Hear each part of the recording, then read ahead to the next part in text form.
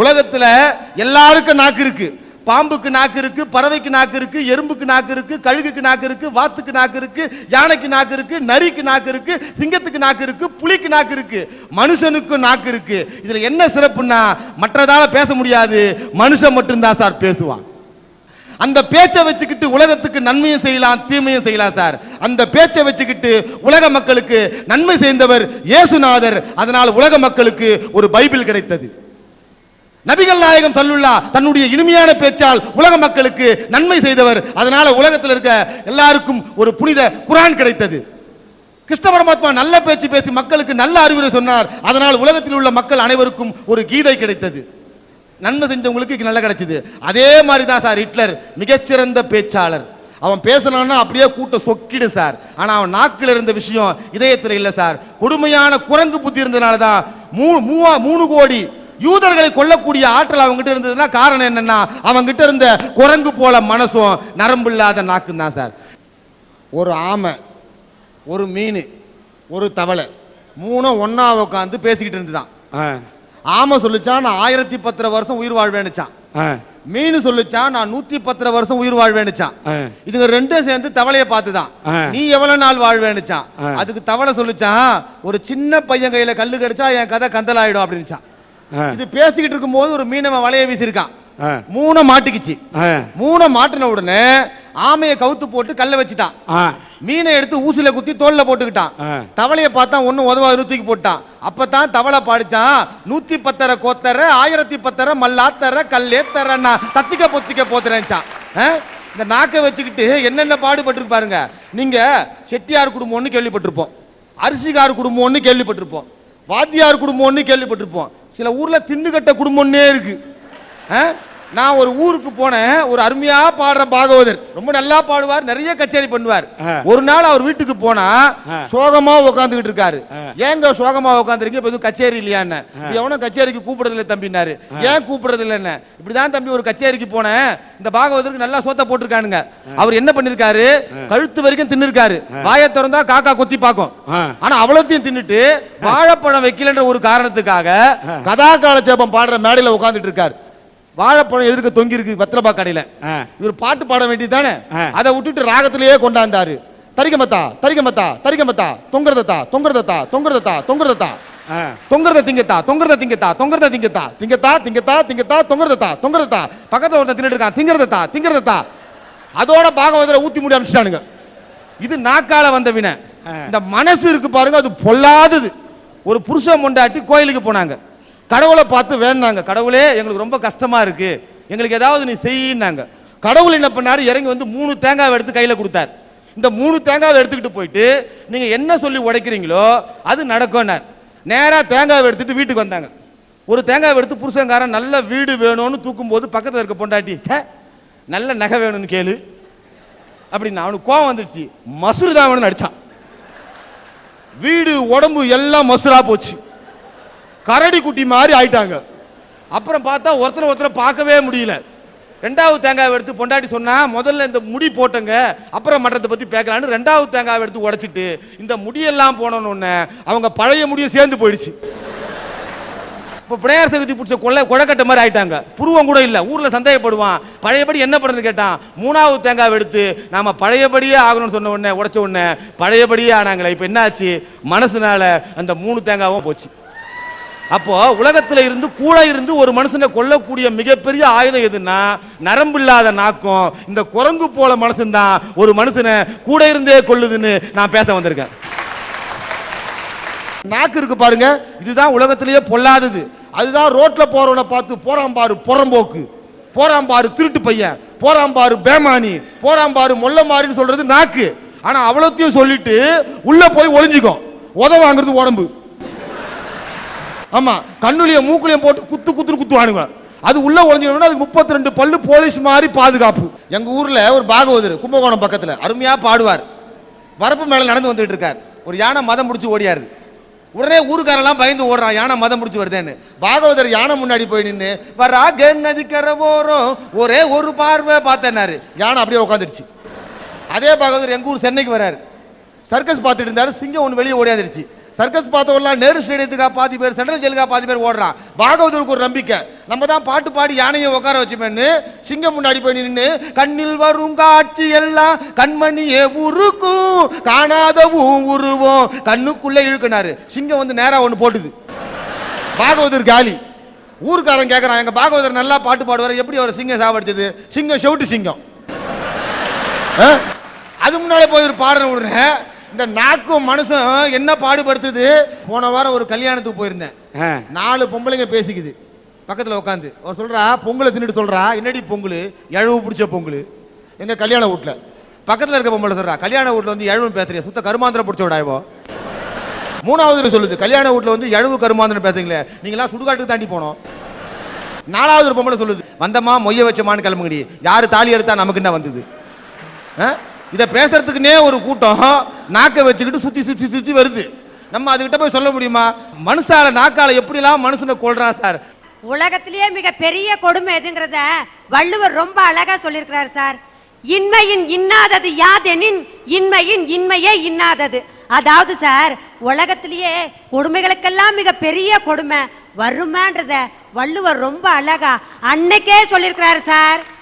திருக்குறள்ல மட்டும் இல்ல, மணிமேகலைன்ற ஒரு நூல்ல கூட ஒரு மனுஷனுக்கு பசின்னு ஒன்று வந்துச்சுன்னா அந்த பசி அவனை எப்படியெல்லாம் அழிக்குதுன்னு ரொம்ப அழகா சொல்லியிருக்கிறாங்க சார். குடிப்பிற பழிக்கும் விழுப்பம் கொள்ளும் பிடித்த கல்வி பெரும்புனை விடும் நாணனை குலையும் மானனில் சிதைக்கும் பூன்முளை மாதரோடு புறங்கடை நிறுத்தும். பொண்டாட்டி புள்ளங்குட்டிகளோட ரோட்ல நிக்கிற அவல நிலையை ஏற்படுத்துது சார் இந்த பசி என்னும் பெரும் பாவி. இதுக்கெல்லாம் காரணம் பசியால் ஏற்பட்ட அந்த வறுமை தான் சார். இந்த வறுமையிலே ஒரு மிகப்பெரிய கொடுமை சார். அதுதான் சார் எங்களை மாதிரி ஒரு அரவாணிகளோட ஒரு வாழ்க்கை. இந்த வறுமையை பற்றி பேசுறதுக்கு அரவாணியன் எனக்கு முழு தகுதி இருக்குது சார். உலக அரசமைப்பு சட்டத்திலே நல்ல ஒரு அரசமைப்பு சட்டம் இந்திய அரசமைப்பு சட்டம்னு சொல்கிறாங்க சார்.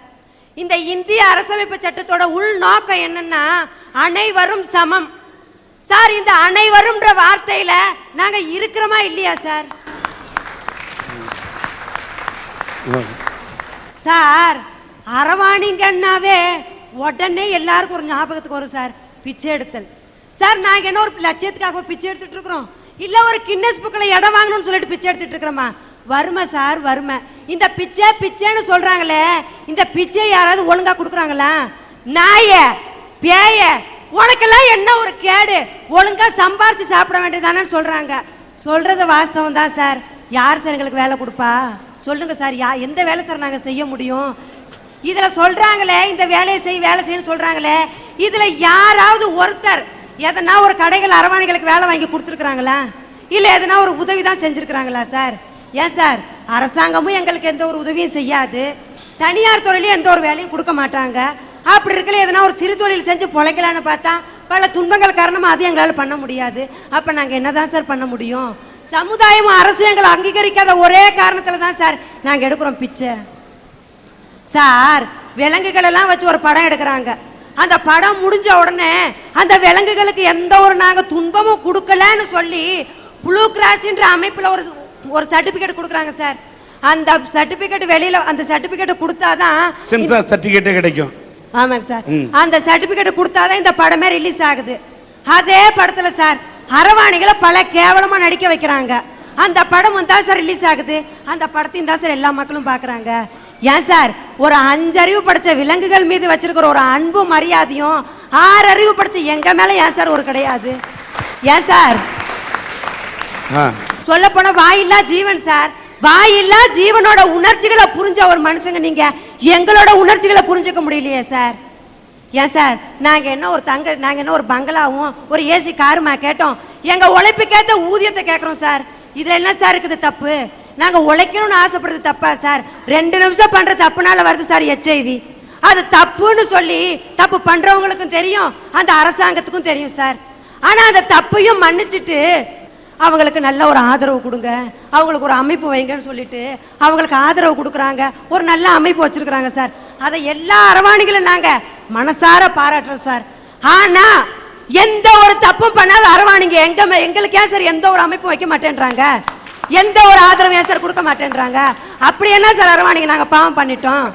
எல்லாருக்கும் இருக்கிற பசின்ற ஒன்று தான் சார் எங்களுக்கு இருக்குது. அதை விட இன்னொன்று சார், எல்லாருக்கும் இருக்குது அந்த உணர்ச்சி தான் சார் எங்கள்கிட்ட இருக்குது. அப்படி இருக்க நாங்க என்னதான் சார் பண்ண முடியும்? முதுமையில் தனிமை இது ஒரு பெரிய கொடுமைன்னு சொல்றாங்க சார். இந்த உட்கார்ந்துருக்குறாங்க.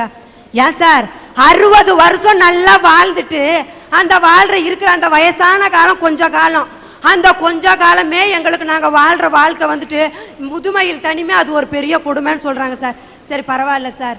ஆனால் 15 வயசில் அரவாணிகளை நாங்கள் வர்றோம் சார். தனியாக நிற்கிறோமே சார், எந்த ஒரு ஆதரவும் எந்த ஒரு இதுவுமே இல்லாமல் நிற்கிறோமே சார். எங்கள் தனிமையில் என்னன்னு சார் கொடுமைன்னு சொல்லுவீங்க? உங்கள் கொடுமையே இந்த கொடுமைன்னு சொன்னீங்கன்னா எங்கள் கொடுமை என்னன்னு சார் சொல்லுவீங்க? மூட பழக்க வழக்கங்களும் வரட்டு கௌரவம்னு சொல்கிறீங்க சார். ஏன் சார் நல்லா வாழ்ந்து கட்டிருப்பாங்க, இல்லை வாழ்ந்துக்கிட்டே இருக்க நான் இன்னும் பெருசாக வாழணும் துடிக்கிறவங்க தான் என்ன சொல்லுவான், அந்த இதுக்கு போவான் மூட பழக்க வழக்கத்துக்கு. இன்னும் நாங்கள் வாழவே ஆரம்பிக்கல சார். நாங்கள் எந்த மூட பழக்கத்துக்கு சார் போக முடியும்? வரட்டு கௌரவம்னு சொல்கிறாங்க. ஏன் சார் இன்னும் எங்களுக்கு ஒரு கௌரவன்ற அங்கீகாரமே கொடுக்கல, எங்கிருந்து சார் எங்களுக்கு வரும் கௌரவம்? லாஸ்ட்டாக இன்னொன்று சொல்லணும்னு ஆசைப்படுறேன் சார். இந்த இந்தியாவுக்கு சுதந்திரம் வாங்கி கொடுத்தது காந்தியடிகள். அந்த சுதந்திரம் வாங்கி கொடுத்ததுக்கு அவரு ஒரு கத்தியோ ஒரு துப்பாக்கியோ எடுக்கல, எந்த ஒரு கடினமான பொருள்களையும் பயன்படுத்தல அவரு.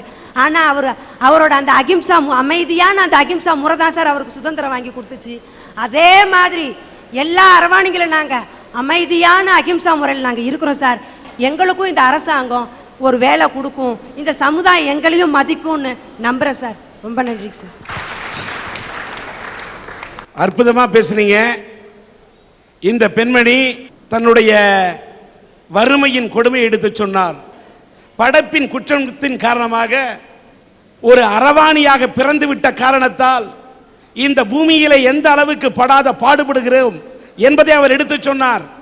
ஒரு சினிமா படத்தில் ஒரு உதாரணம் சொன்னாங்க, ஒரு வாயில்லா ஜீவன் நடிச்சா கூட அது கரெக்டா உயிரோட அது நல்லபடியா இருக்குதான் சர்டிபிகேட் கொடுத்தாதான் சென்சார் சர்டிபிகேட் கொடுக்குறாங்களே, எங்களுக்கு இந்த அரசு என்ன செய்ய போகிறது, கருணை காட்டாதா என்று கேட்கிறார். நான் ஒன்று சொல்றேன், இன்றைக்கு அரவாணிகள் தேர்தலை நிற்கினா கூட சில பேர் நிற்கிறதுக்கு அவர்கள் ஆனா பெண்ணா எதிலே சேருவார்கள் என்ற கேள்விக்குறியை எழுப்பி அவர்களை தேர்தலை நிற்கக்கூடாது என்று வாதாடக்கூட சிலர் நரம்பில்லாத நாக்கு படைத்தவர்கள் இருக்கலாம், குரங்கு போன்ற மனசு படைத்தவர்கள் இருக்கலாம்.